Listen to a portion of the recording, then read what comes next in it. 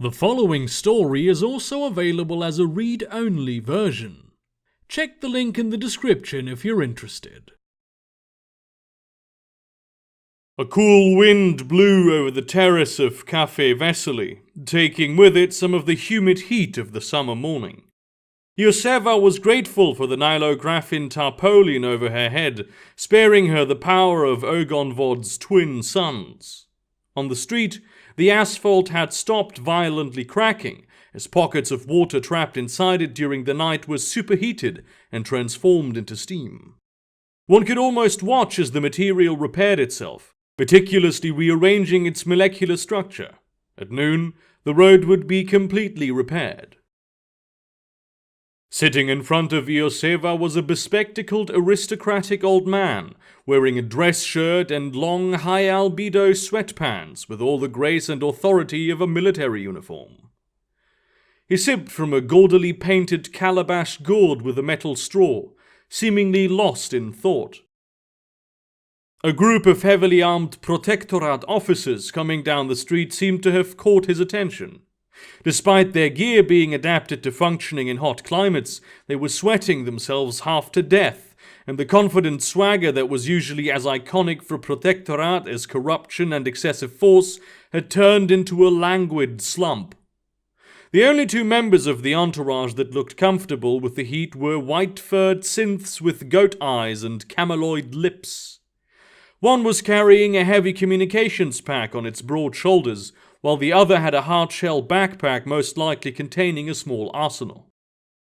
Ioseva took a sip from her own calabash gourd, out of politeness for one, but also to have something to do while the officers passed her by. The herbal concoction the locals called yerba was bitter and, frankly, more than a little disgusting. To the people of Ogonvod, yerba was like coffee, a hot drink consumed to wake up in the morning, no matter how sweltering it was. You know, we always kept the cuisines separate, the aristocratic man said, nodding over to a place serving chilled black tea with milk across the street. Yoseva could not help but yearn for some of it right now. I remember eating lunch at a Russian place, and then have dinner Latin style. It was always normal and expected. But you never served borscht and carne asada on the same table. That was considered sacrilege. Diego Fernandoyevich Artemis did not have much in the way of a Rushpanyogi accent, but his Russian sounded archaic and overly formal even to Ioseva, who was used to listening to the refined minds of high society. Seems to me like all the cuisines are still fairly separate, she noted, pointing down the street at the neatly separated cafes and eateries. Diego Artemis nodded. Yes, but they are no longer equals. People are bending over backwards to please Protectorate, and the Russian immigrants it is importing. We are being displaced from our own world.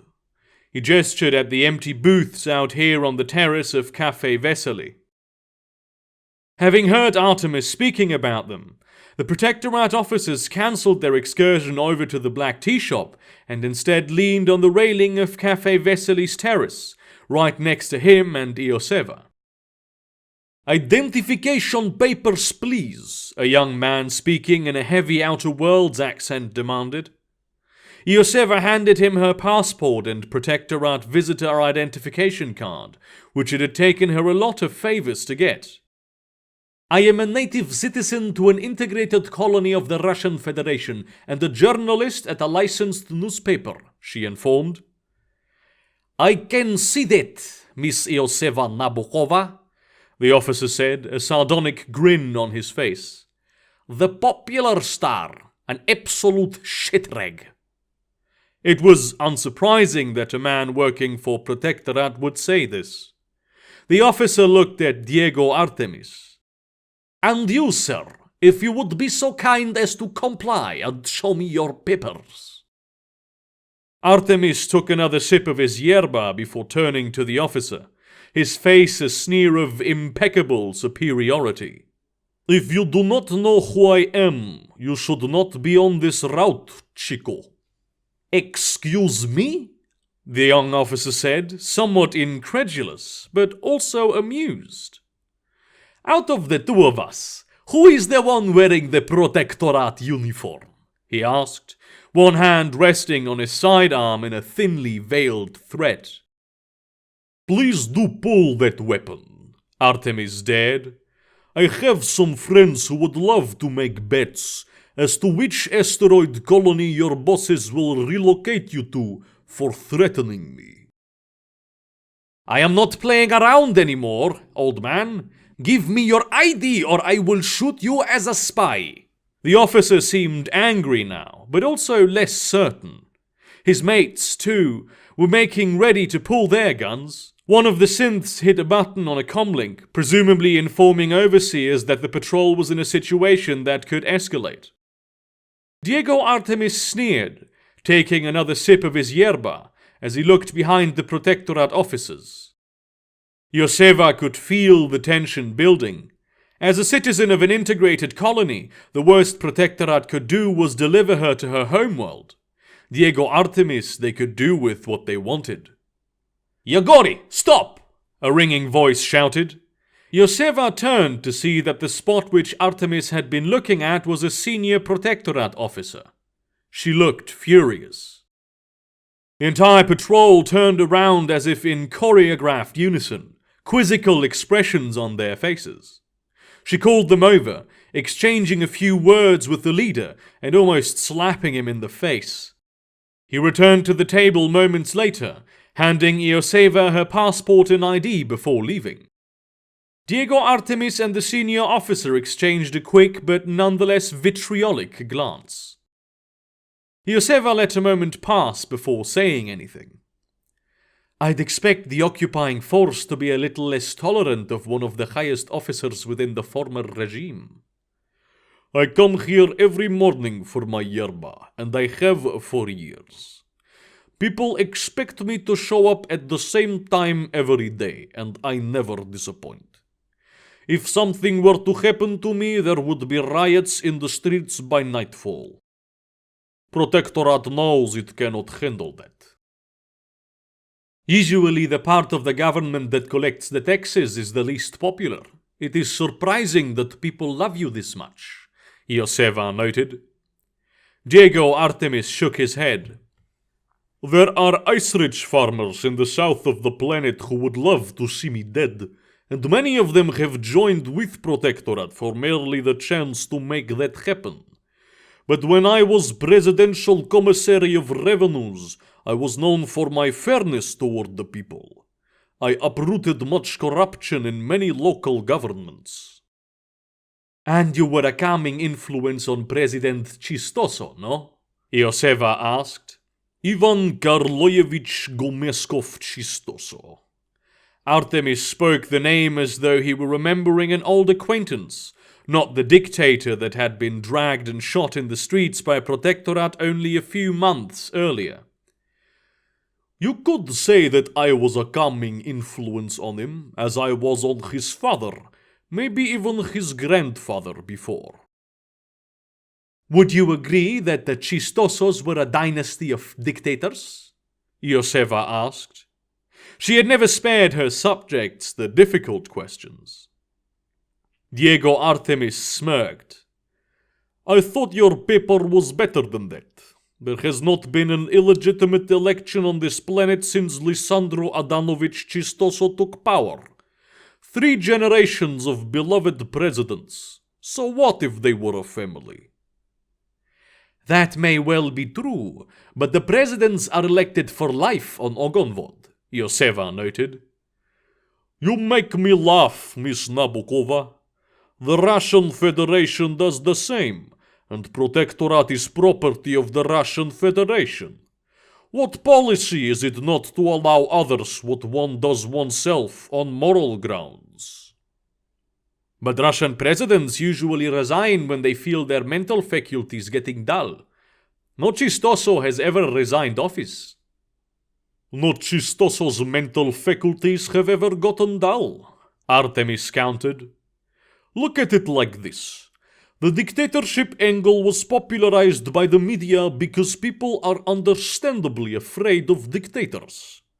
There are many of them on many different worlds, and it is easy to see the parallels to, say, the Nichols dynasty on Goloka. He took another sip of yerba. If you look at it from that light, yes, the Chistosos are dictators. But look behind the surface and you will find no oppression, no secret police, no nothing. The only insurgent or rebel groups on this world were against the Russian Federation, our status as a satellite colony of it, or the taxes we pay to the Cobalt Kremlin. The name Chistoso has never been pulled into question. Yoseva peered over at the Protectorate patrol, who were pushing ahead of the line at the tea shop. The synths were doing most of the pushing, and people backed away from them out of fear as much as they did out of disgust. Ogonvod had never allowed for the introduction of synth populations, not because they considered it immoral to create genetically engineered slaves, but because they considered genetic tampering on such a scale to be against the providence of God. Senyor Artemis, you know I am here to expose Protectorate and their crimes against non-integrated colonies. My paper has been working on this story for over 2 years. If you truly believe every Chistoso election was legitimate, what can you tell me about Miro de la Caña? Vladimiro Miguelanievich de la Caña. Artemis tasted the name like he had the former president's name earlier. That is the ironic thing, isn't it? Protectorate deposes a democratically elected leader because they consider him illegitimate, then install someone who has never held office as governor. How is that not ridiculous, Miss Nabokova? Miro de la Caña was a long-time oppositionist. Does that not lend him some qualification? Diego Artemis shook his head. De la Caña was always a minor figure in Ogonvod's public awareness. The mythos of him being the figurehead of the resistance against Ivan Chistoso was constructed by Protectorate and their friends in the Russian media. He tapped his fingers on the table. If you want to understand Miro de la Caña's appointment to the office of governor, all you need to do is look at his wife. Yoseva frowned. I am not certain what you are insinuating. Her birth name is Kozlowski. She was born in Putinsky. Yoseva gasped. Putinsky was one of the core districts of Novyi Baikonur, capital of the Russian Federation on Gagarin. Kozlowski, Ivkin, Yovorov, Bova, Dobrinin, Matushev, Sayankin, all of the most powerful families lived there, and had for generations. Putinsky was synonymous with the oligarchy that, in Russia, was so entrenched that it was considered part of the wider governmental structure. The oligarchs are in on this, Yoseva said as the realization hit her. The Putinsky families had, for a long time, been considered a stabilizing influence on the government, as their desire to maintain a reputation for future generations would force them to act as moral paragons. Artemis grimaced. I am disappointed in you and your paper, Miss Nabokova. Have you ever even been outside of the integrated colonies before? What was your plan? To expose Protectorate actions to the Russian government? His look was one of genuine confusion. Why do you think they founded Protectorate? Why would a government form a corporation that provides security and administration services? The Russian bureaucracy is too slow and complex to cater to the ever-shifting needs of the non-integrated colonies. At least that is what the Protectorate lobbyists have managed to convince the government of. Or at least that was what she had believed only moments ago. Now, she was not certain what she believed. Diego Artemis laughed. You amuse me, Miss Nabokova. I had at least expected you to have a little journalistic integrity, but I fear you have too much of it. You and your paper are mouthpieces for the oligarchy, and you do not even realize it. Tell me, who owns the Popular Star? Well, we're a licensed public newspaper. A lot of people own shares, Ioseva started. Who is your boss? The person at the very top? Artemis asked. Ioseva needed a moment to remember. Senior leadership was not close to the rank and file at the Popular Star. They were not even housed in the same building. I think our current board overseer is Vandalia Ifkin. She noticed it as she said it. Ifkin was a Putinsky family. Diego Artemis shook his head, pushing away his empty calabash gourd. I met you here because the publicity of it would extend the same protection to you that it does to me. Now I see how that may have been a mistake. He pinched his aquiline nose. I recommend that when you leave Cafe Vesely, you do not return to your homeworld. There is a reason why even you, a journalist, is under the impression that Protectorate has the government fooled, and I suspect that it is not because you are the first to look behind the curtain. Ioseva's heart pounded. She looked over at the Protectorate officers, who were enjoying their cold black tea with milk. It was them who were the puppets, not the Kobold Kremlin. And it was her who had been a puppet, but the people who made her dance were about to cut off her strings. If you liked this story and would like to hear more, please do subscribe to the YouTube channel. A new short story is uploaded every Wednesday, and there will occasionally be another one in between if I find the time. Thank you very much for listening and have a great day.